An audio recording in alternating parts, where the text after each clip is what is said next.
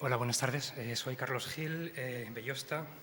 Trabajo como consultor estadístico y agradezco que me hayan invitado a hablar de una cosa que he mencionado aquí brevemente alguna vez y que por serendipia me ha tocado, bueno, y por afición, no soy realmente ni usuario profesional ni productor profesional de datos estadísticos, me ha tocado trabajar.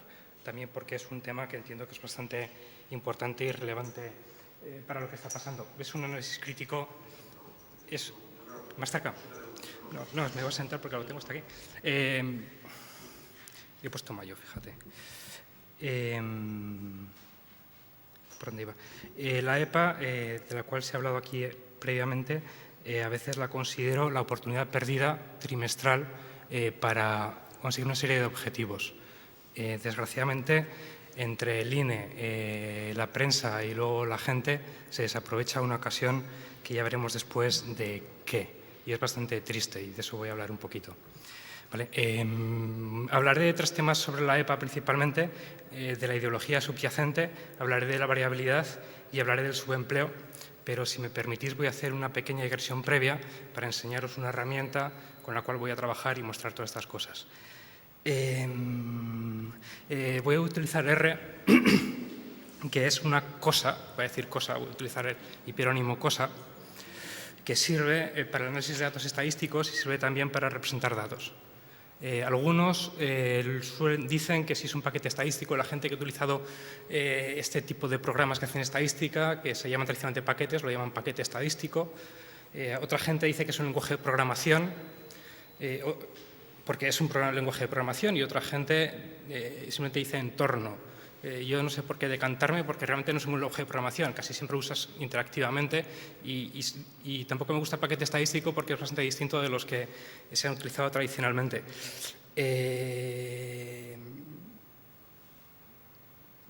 No me vais a creer porque si os digo que es el mejor, porque tengo cierto interés en decirlo. Es decir, existe una asociación de usuarios de R en España, la Comunidad de R Hispano, que tengo el honor de presidir, y si yo os digo que es la mejor herramienta que hay, vais a decir, pues, ya esperábamos que lo dijeras y tal, pero pienso que sí, y deberéis hacer, y no suelo mentir. Los que me conocéis, pues lo sabéis, y los que no. La asociación, la Comunidad de Usuarios de R en España, la Comunidad de R Hispano, promueve, ya digo, el uso de R y el conocimiento de R en España, y hacemos cosas. Organizamos conferencias, la tendremos en diciembre una, y hay tres grandes temas que hemos pensado, o que al menos yo pienso, que o los usuarios de R lo hacemos nosotros, de España lo hacemos nosotros, o nadie va a hacer por nosotros. Otras cosas nos las van a hacer, pero estas cosas no. Por ejemplo, cosas para precisamente el lenguaje natural en español. Los búlgaros harán cosas para el búlgaro, los franceses para el francés, y el español, ¿quién? Bueno, igual los chilenos, en este caso vale. Pero bien. Otras son cuestiones de mapas. Cómo poder integrar todo lo que tiene que ver con mapas, y especialmente administrativos, en R. Tenemos un problema, iba a levantar la mano antes, pero digo, como voy a hablar, lo voy a decir yo aquí. Y es, por ejemplo, que los mapas que tiene el INE, sí te los puedes bajar, pero no puedes redistribuirlos. Sería muy bueno poder redistribuirlos, para poder hacer paquetizar un sistema para poder pintar cosas sobre los mapas del INE, pero el INE no dice, violando la ley, en violación de la ley que obliga a permitir la redistribución de datos oficiales, violando la ley, no les da ninguna licencia. Bueno, violando la ley, no soy abogado, pero pienso que viola la ley al no distribuirlos con una licencia que permita la redistribución posterior por terceros, entre ellos nosotros, los usuarios de software libre. ¿Vale? Y un último área de interés para nosotros son los datos públicos. Datos públicos, bueno, españoles y subespañol, o sea, a niveles menores, ¿no? Y especialmente los que son de naturaleza estadística. En esa línea, pues hemos desarrollado, y he participado además en el desarrollo, 2 paquetes, la comunidad de usuarios aquí, ¿no? Uno es el paquete PXR, que permite leer automáticamente ficheros de este formato horrible, nefasto. Lo inventaron unos finlandeses. En Finlandia hay gente lista, y fueron todos a trabajar a Nokia, y uno de los que quedó inventó PC Access. Os lo digo porque yo, de hecho anoche estaba yo con el paquete PC Access ahí tratando de implementar estas cosas horribles que hizo esa. Y lo curioso es que siendo tan malo se utilice. y lo utilizan un montón y además lo quieren y tengo que decir, tengo que reconocer que en este paquete permite leer ficheros PCAXIS, que era el objetivo original, pero también permite escribirlos y estamos trabajando mucho para poder escribir ficheros de este formato tan horrible y fomentar la metástasis de este cáncer horrible que es este formato. Pero bueno, nos sentimos obligados un poquito y me consta que en algunas comunidades autónomas están usando el paquete PCAXIS realmente para generar ficheros de este tipo.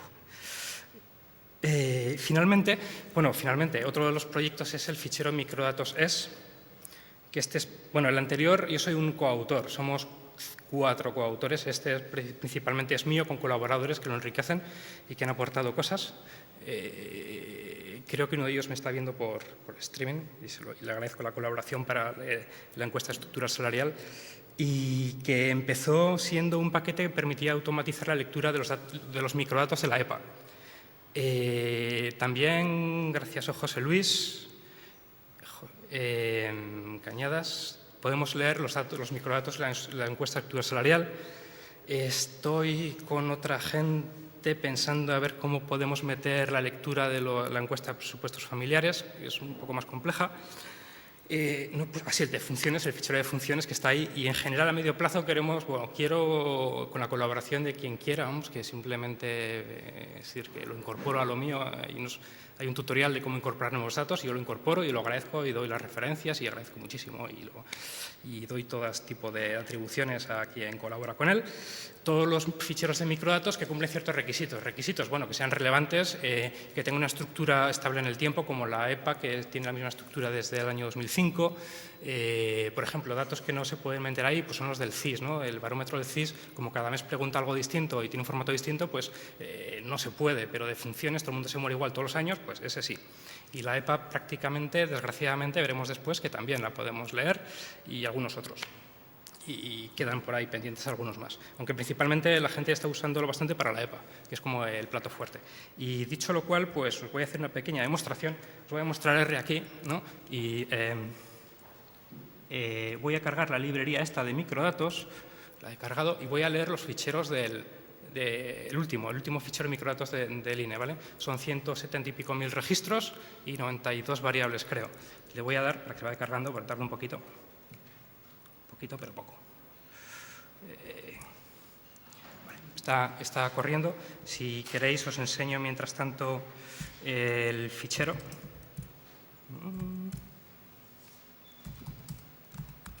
Este es el fichero descargado y descomprimido. Tiene este aspecto tan atractivo. Es un fichero posicional. Era el último grito. Los ficheros posicionales son el último grito cuando las tarjetas perforadas. ¿Qué es lo que piden? Ficheros posicionales, es decir, de la casilla 1 a la 2 es una cosa, de la casilla 2 a la 4 es otra, etc, etc, etc. Actualmente esto ya no se usa, más que principalmente en el sector público. Pero bueno, es así y ya está.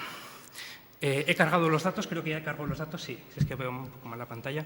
Voy a ver la dimensión de este objeto que he creado, es una tabla, y sí, 170.000 por 93, 170.000 filas, 93 columnas, ¿vale? Voy a pedirle que me haga un resumen, un summary, y bueno, pues me ha hecho un summary, un resumen, columna a columna, de qué variables hay, qué cosas tiene. Por ejemplo, la variable SIDI1, pues dedicado a labores del hogar, 73.739, etc, etc, etc, con todas las variables, ¿vale? ¿Qué más cosas? Bueno, vamos a ver una fila, vamos a ver 6 filas aquí de la EPA. Y se me abre aquí una cosa y me dice que el ciclo es el 162. Creo que estos son los semestres discurridos desde el año 2005, cuando puse el contador a cero. Pero no sé. Empieza por el País Vasco, provincia de Álava, el número de vivienda, el nivel, que es una persona no sé qué, la edad, en grupos de 5 años, sexo, no sé qué, casado o no casado, nivel de formación, en fin, todas las cosas que tiene aquí. Esta persona no estaba inscrito, trabaja, no trabaja, en fin, 93 variables, ¿vale? Sigo. Cierro esto. La variable más importante que hay en la EPA, así a nivel microdatos, es una variable que se llama AOI. AOI, ¿no? Hago la tabulo, voy a tabularla para ver qué datos contiene esta cosa. Y me dice, estas son línea a línea, me dice cuántos caen en cada línea. Dice, tenemos 8.181 entrevistados, encuestados, que dice que están ocupados subempleados por insuficiencia de horas. El resto de ocupados son 50.000 y pico. Parados que buscan primer empleo, los inactivos estos que dice que son desanimados, los inactivos desanimados que no sé qué. Y bueno, son las categorías que uno encuentra en el glosario, descritas y contadas. Eso sí, aquí llama bastante la atención cuando uno encuentra esta parte, es decir, esto que son los ocupados subempleados por insuficiencia de horas, ¿qué cosa es? La prensa no suele hablar mucho de esto. Tengo que decir, con la excepción del País, en la última publicación sacó un artículo al día siguiente hablando de esto. Curiosamente, me llama la atención que muy poca gente conoce la definición de empleado. Un empleado es una persona que durante la semana de referencia trabajó al menos una hora a cambio de un salario o sueldo, una hora. Bueno, realmente si estás de baja te consideran trabajador, si estás de vacaciones o no has trabajado, eres trabajador, pero realmente con que hayas trabajado una hora te declaran empleado. Dices, bueno, ¿y esta gente es mucha o poca? Luego voy a sacar el porcentaje, pero son casi el 11% de la población activa. ¿Y somos campeones de Europa en subempleo? El año pasado quedamos empatados con Irlanda, al 8%. Este año somos, bueno, he dicho el 11 y pico por ciento, o sea, casi el 11%. ¿Realmente esta gente cuántas horas hizo y tal? Bueno, no sé, sois periodistas vosotros, os he dado la herramienta aquí, entrad, mirad a ver cuántos son y por qué y tal, pero son la gente que no se no se los tiene en cuenta, y yo creo que una hora no es trabajar. Por mucho que diga la Organización Internacional del Trabajo o la Comunidad Europea o no sé quién, que esta es la definición de empleado y trabajador y tal, digo, señores, hombre, sean un poco cabales. Sí, nos permite compararnos con Alemania y con otras cosas, pero no nos permite entender qué carajos está sucediendo, porque trabajar una hora, Dios mío. La segunda variable importante que tenemos es el factor de elevación, abreviado factorial. Esta variable también me resulta muy simpática. Me resulta muy simpática porque demuestra que los estadísticos somos más inteligentes que los políticos. Claro, cuando uno hace elecciones dice, este político representa a 30.000 personas porque es de Soria y este representa a 150.000 porque es de Madrid, pero todos votan por un voto. En cambio, los encuestados, no, si un encuestado representa a 200 personas, tiene un peso de 200 personas. Y si uno representa a 20, pues tiene un peso de 20, etc, etc, etc. ¿Vale? Si sumas el factorial y 10%, porque la EPA, o sea, el fichero este posicional no entiende el punto, solo tiene números y letras, pues tienes que entender que está multiplicado por 100, pero si ejecutas esto, la suma de los pesos son 47,5 millones. Es decir, esto es la población española. Es decir, de alguna manera cada uno de los encuestados tiene un peso y corresponde a un cachito de población española. ¿Vale? Hacemos un histograma para ver si son iguales o desiguales los pesos. Bueno, sale esto. Casi todo el mundo, pues bueno, pues representa menos de 200 personas, algunos 1.000. Llegaremos al de 4.000 y pico. Después voy a hablar de él, pero después, un poquito más tarde. Tiene jugo. ¿Vale? Este es el factor de elevación. Hacemos el 5num que es un estadístico que me gusta mucho. La gente hace la media, yo siempre hago el 5num, los 5 números de Tukey, para ver cómo se distribuye un conjunto de números, ¿no? A mí me gusta el 5num, los 5 números. Me dice cuál es el mínimo, el máximo, 4.300, me dice cuál es la mediana y me dice 2 cuantiles en medio. O sea, podemos decir que un entrevistado representa entre 120 y 300 personas, ¿vale? Aunque hay algunos casos un poco más extremos a los que llegaremos. Si juntas el AOI más el factorial, puedes hacer cosas no particularmente estupendas, pero creo que son útiles. Por ejemplo, ejecutando esto, que no sé qué hace, vale, te da los porcentajes dentro de la población española completa de ocupados, subempleados, de ocupados, de parados. Realmente no son los porcentajes que hemos visto el periódico, pero está dividido por la población española entera, incluidos los niños y tal. O sea, esto es bastante impráctico, pero es una probatura, ¿no? Si quieres realmente hacer obtener otra vez, fabricarte a mano a partir de los microdatos, desde la información más básica, los números que publica el INE con estos microdatos, tenemos que filtrar a los niños, haciendo esto, quitando que no están clasificados en la AOI, los filtro y después voy a quitar los inactivos, la gente que por enfermedad, por vejez, por voluntad dice que no quiere trabajar. Bueno, o no trabaja o dice que no necesita trabajar o lo que sea, o está desanimada. Los filtro. Y me he quedado con unos cuantos menos. Me he quedado con unos cuantos menos y ahora sí que hago el XTABS otra vez, hago la tabulación y voy a obtener, bueno, estos son los números totales que coinciden con los de la nota de prensa del INE del último trimestre, los queréis ver, y si hago esta otra cosa, calculo los porcentajes que son, recupero el 27,12 no sé qué, que es el paro registrado a nivel nacional, ¿no? Que sería la suma de los parados de los dos tipos y de los ocupados, que son el resto. Es decir, la tasa de paro publicada es el 17, me parece, y es la suma de los dos últimos, ¿vale? Yo he podido hacerlo, he podido recalcular esto, reconvertir esto en otra cosa. Si quieres, por ejemplo, tabular por edad, pues bueno, muy sencillo. Es decir, todas estas tabulaciones que hemos visto, esas listas enormes de tabulaciones que nos enseñan los institutos estadísticos, pues, sigo con esto y siempre con el mismo comando, el XTABS y tal, en poco rato pues las hago. Por ejemplo, por edad, tengo aquí una clasificación por edad. Tengo el paro aquí de los 16 a 19 años, tengo el de 20 a 24, etc., los porcentajes. Así con cualquier variable puedo tabularla muy fácil. Creo que a mí se me hace más sencillo que navegar por esos portales llenos de opciones y tal, pero bueno, para gusto están los colores. Quería entrar, más importante que todo esto, que esto es solo una introducción a este paquete, quiero hablar de la variabilidad, porque esto es una encuesta. Y nunca nos lo dicen y nadie nos lo recuerda, pero esto es una encuesta, es decir, han entrevistado a uno, pero no han entrevistado al otro, y entonces está todo sujeto a una incertidumbre y parece que no, porque te salen titulares diciendo el paro ha subido 38 centésimas, y uno dice, ¿pero eso es relevante o es el ruido de la encuesta, ¿no? El ruido asociado a los datos? ¿Cómo de fiables son esos números que nos dicen? ¿En qué rango tenemos certeza que nos encontramos? Algo se publica, de hecho, navegando muy abajo, cosas que publica el INE, encuentra márgenes de error y cosas así publicadas, pero solo a ciertos niveles, igual no al nivel que tú quieres. Digo, pues voy a hacer un pequeño experimento. Voy a hacer un pequeño experimento para ver cuál es el margen de error de esa cifra que nos han dicho del 27, no sé cuánto. Y bueno, voy a ejecutar unas cuantas líneas. Voy a primero a convertir los ocupados de todo tipo en ocupados, los parados de todo tipo en ocupados, ¿vale?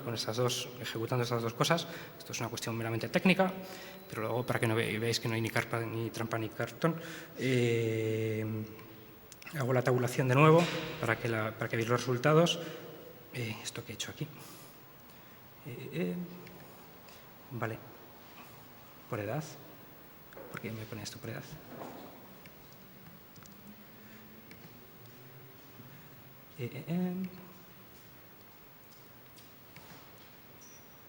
Vale, pero esto no se ha ejecutado.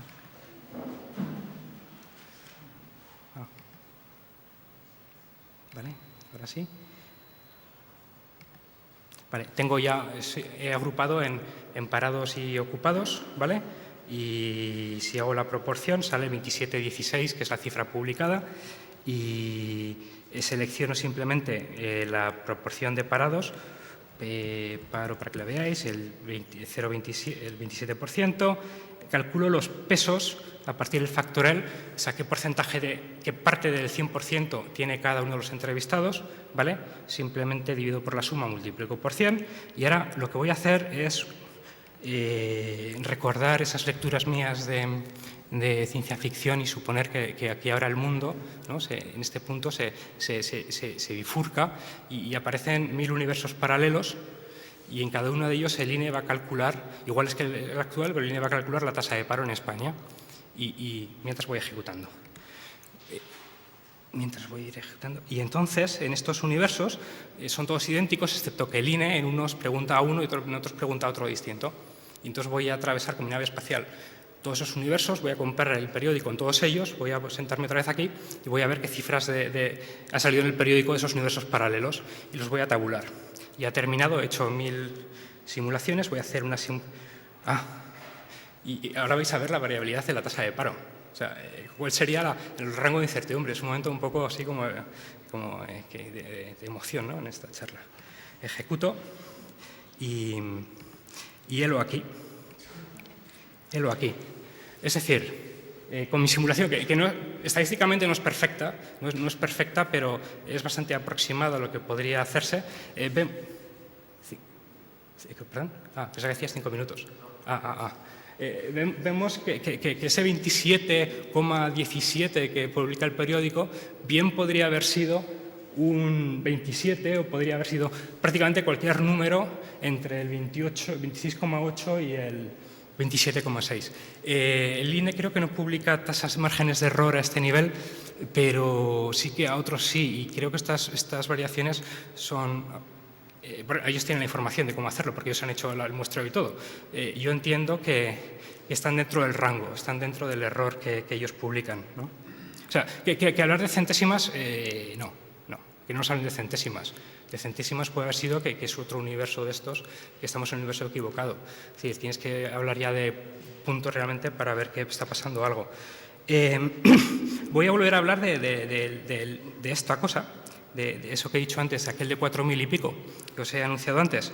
Vamos a ver, el máximo peso a nivel nacional, este tipo porque trabaja, vamos a conocerlos, lo voy a presentar, tiene un peso de casi 2 centésimas. O sea, el hecho de que este tipo trabaje o no trabaje sube la tasa de paro o la reduce 2 centésimas. ¿Vale? Este personaje. Si os intriga saber quién es, os voy a enseñar su fila, os voy a enseñar su registro. Vive en Madrid. Luego me enteré de qué significa esto. Su país es extranjero. Está casado, tiene de 25 a 29 años, es de la UE27, no UE25. Y eso significa que es o rumano o búlgaro. Yo esto se lo conté a uno y me dijo, eso es un rumano con una fragoneta. Y desde entonces le llamo el rumano de la fragoneta. Pero este señor hace que la tasa de paro suba o baje solo 2 centésimas. El día que se quede sin trabajo, la tasa de paro baja 2 centésimas. Ya veréis entonces. Lo que dirán los periódicos ese día.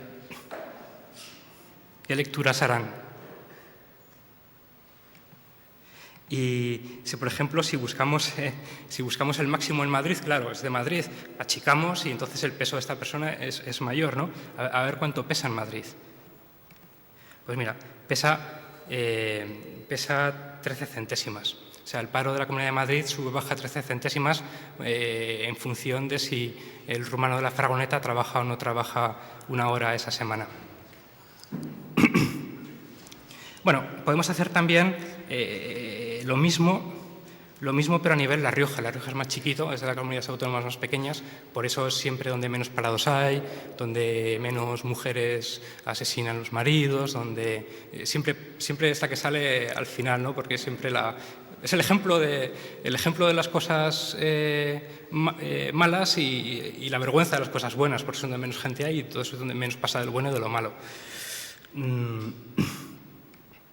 Y bueno, hago exactamente lo mismo después de filtrar para quedarme solo con La Rioja y tal, ejecuto y la tasa de paro de La Rioja, que oficialmente es el 19%, ¿vale? Pues realmente vemos que podría variar, voy a ampliarlo un poquito,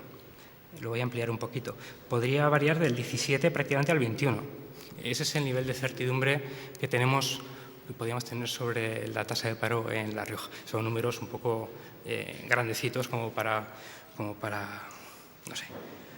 gastar tinta y matar árboles en publicar artículos que solo ven esto, o sea, que están interpretando el ruido estadístico.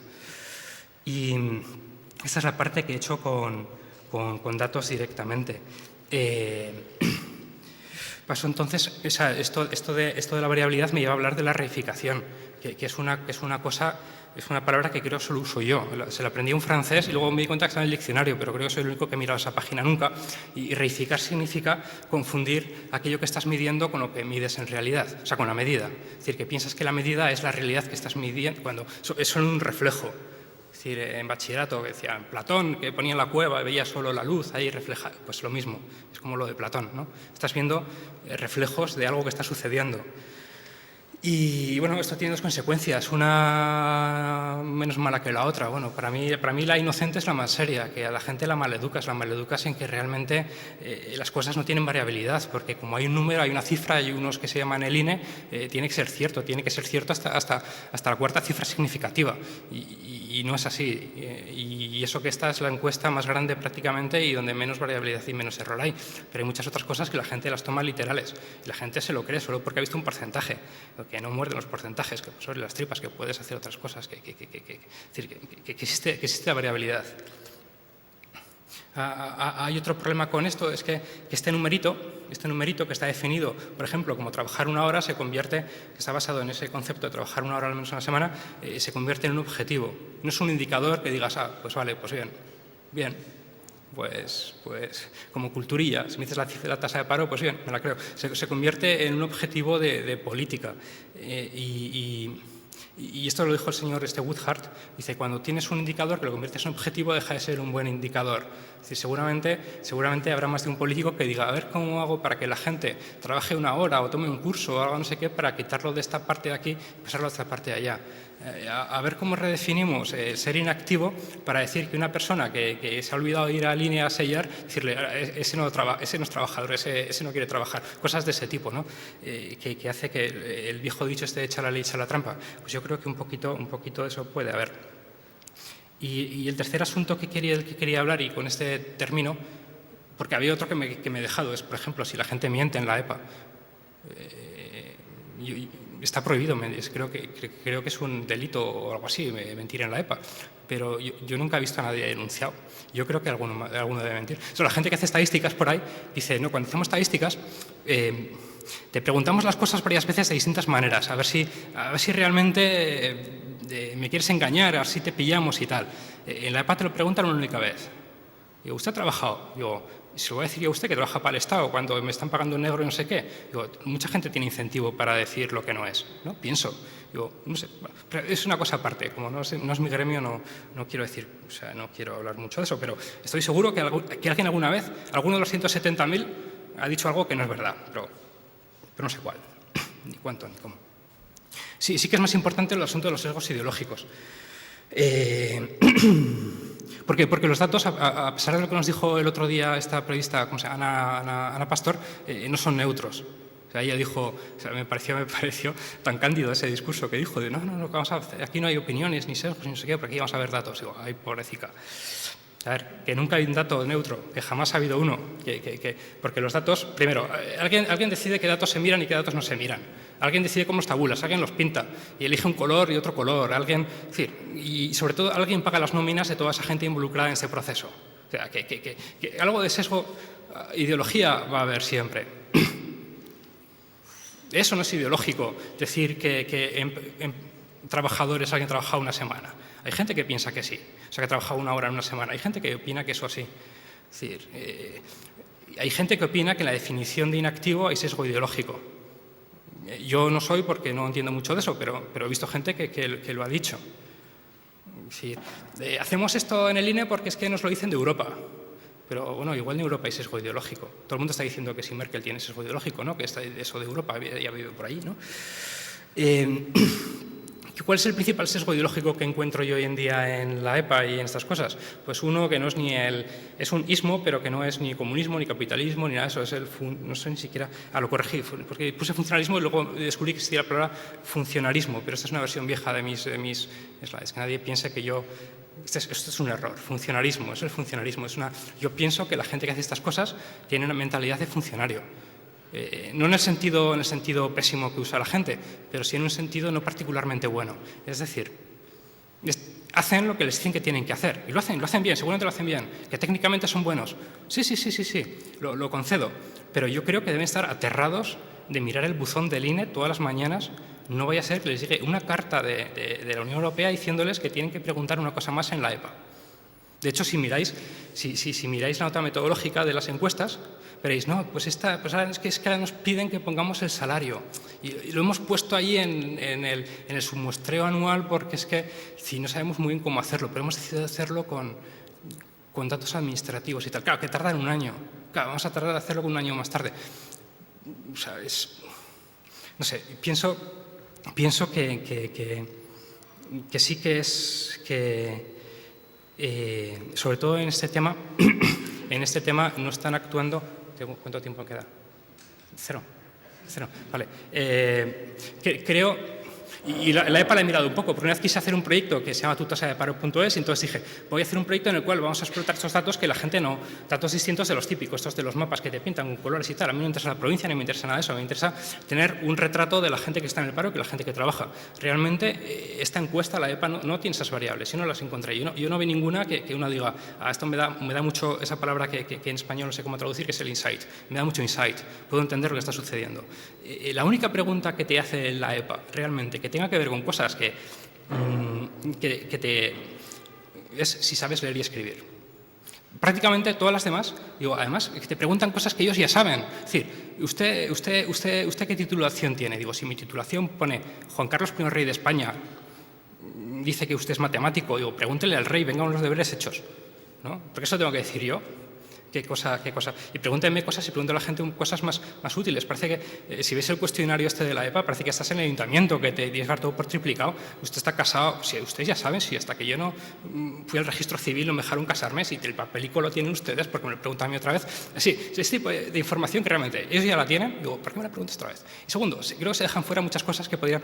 ¿Te preguntan si hablas inglés en la EPA? No te preguntan si hablas inglés. Estamos de acuerdo, ¿no?, que eso de hablar idiomas es bueno para conseguir trabajo y tal. Sí, ¿por qué no te lo preguntan? ¿Por qué no sienten esa vocación de servicio público más allá de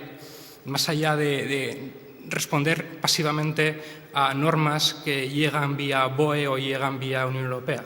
Pues realmente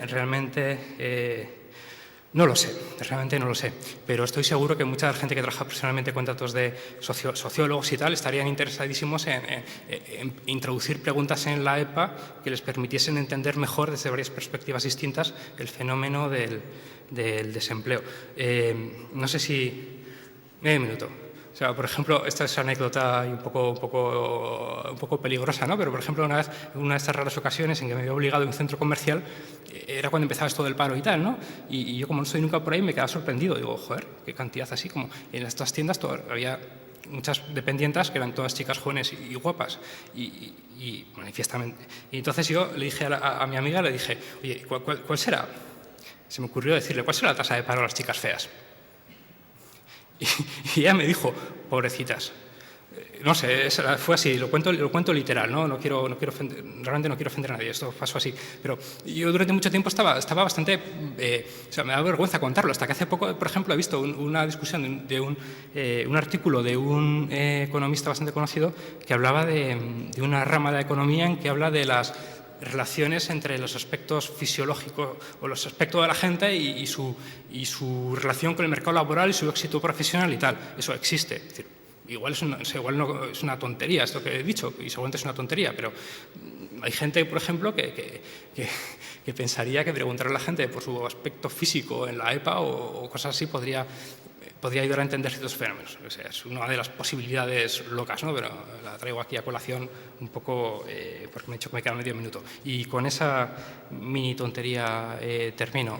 Espero que haya alguna pregunta y espero no haber ofendido a nadie con mi pequeña diatriba.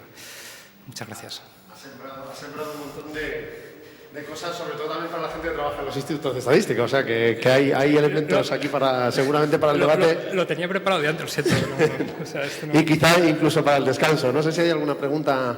Por favor. ¿Ahora mismo? ¿Algo? ¿Sí?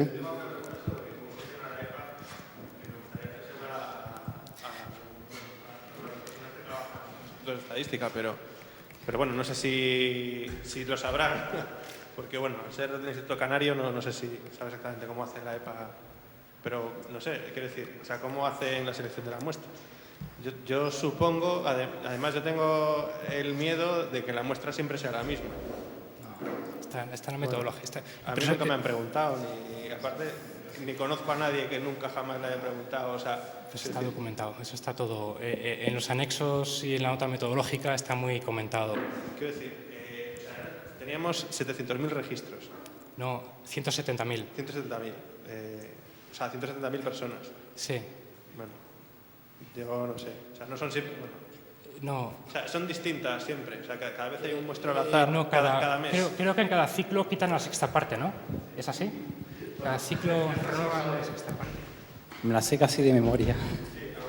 Entre otras cosas porque comencé en la estadística en condiciones sociales, después pasé a estadística laboral y me tocó hacer toda la parte, que ahí no está, de estimaciones de la EPA por islas y por comarcas para llevarla al Eurostat, ¿no? O sea, un proyecto de investigación que duró 4 años. Carlos ha presentado varias trampas, ¿no? Por lo menos 3. La primera sobre PC-Axis, pero eso la digo para el final. En las dudas sobre la EPA, y empiezo por la pregunta que tú haces, el método que se utiliza en la EPA es el que se suele utilizar en encuestas hogares en todo el mundo, además, dentro de las recomendaciones de normas metodológicas es la que se plantea por parte del Eurostat. Se llama un muestreo bietápico por conglomerados con estratificación de las unidades de primera etapa. Consiste básicamente en... se oye mejor, la verdad. Consiste fundamentalmente en buscar un método que sea bastante representativo y que signifique bajo coste. Debemos tener en cuenta que aquí la eficacia real se mide entre dinero y error que puedes cometer, ¿no? Entonces, este método lo que hace es, en primer lugar, selecciona las secciones censales y, en segundo lugar, elige viviendas en esas secciones censales. En este caso creo que son 18 viviendas, en el caso de España, aunque va variando, ¿no? O sea, por eso se llama bietápico. En una primera etapa elige secciones censales y en una segunda etapa elige 18 viviendas en esas secciones censales. Además, la selección de esas secciones censales es aleatoria, pero estratificada, en el sentido de que hay estratificación social con unos indicadores colaterales en el que, en función del tamaño del municipio y de las características socioeconómicas del municipio, de las secciones, tienes más probabilidad de ser introducida o no. Además, con otro método que se llama método PPT, de probabilidad proporcional al tamaño de la sección. Entonces, se eligen secciones y en esas secciones 18 viviendas. Y en esas 18 viviendas se eligen todos los participantes de esas viviendas. Además, con el objetivo de conseguir estabilidad en la estimación, y ese es uno de las trampas que plantea Carlos, es un panel rotante. ¿Qué es un panel rotante? Un porcentaje de las secciones, exactamente un octavo, de 8 partes, 7 se mantienen fijas en cada trimestre y la octava se cambia en cada trimestre. O sea, eso te da estabilidad durante cierto tiempo porque el objetivo es conseguir estabilidad en la estimación, de tal manera que esos márgenes de error que plantea Carlos se mantenga estable. Porque aquí, tan importante como el absoluto, no es tan importante sino la tendencia. O sea, al ser un panel, lo que me interesa es el ciclo. ¿Estamos subiendo, estamos bajando? ¿Cuánto estamos subiendo, cuánto estamos bajando? Pero eso nos lo dice, esto nos lo dices.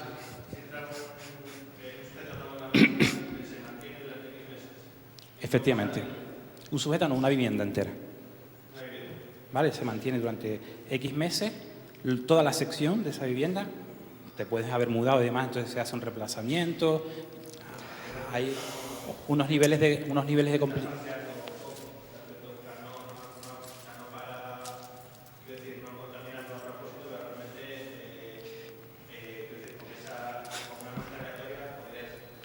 Es aleatoria.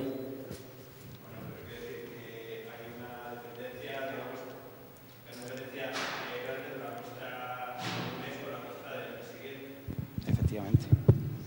Pero lo que cambia, vamos a ver, lo que cambia es la realidad, no la muestra. Si cambia la realidad, cambia para todos los sujetos de la muestra. O sea, la muestra siempre, aunque esto ya es teoría de muestreo potente, la muestra siempre es estable, ¿no?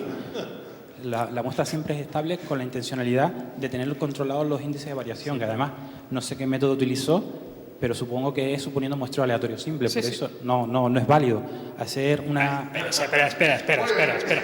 Sabemos que no es válido, pues es una aproximación. Es una aproximación a la cosa. Yo tengo los microdatos en condiciones mejores y yo hago cosas mejores, pero es una aproximación que está en orden de magnitud cuando, por ejemplo, las tasas de error publicadas a nivel empleo-subempleo son en orden de magnitud, no exactamente, son en orden de magnitud. Vamos a ver. Sí. Además, es una cota superior. Puede ser... Sí. O sea, no vamos a discutir porque sobre realmente eso, el error no sabe ni el... que el método, la razón por la cual el INE Sí. no publica cada una de las estimaciones y su error Sí. es que el método de cálculo de la estimación Sí. utilizando muestreos complejos nadie sabe hacerlo realmente. Es complicado. O sea, tienes que meter hipótesis tan válidas o tan cuestionables como las que he puesto yo. Mejores, más afinadas, pero siempre a partir de hipótesis. Pero lo que hace el INE es decir, hay un error, pero no obstante, a saber que hay un error, no sabemos muy bien cómo calcularlo, te habla de centésimas.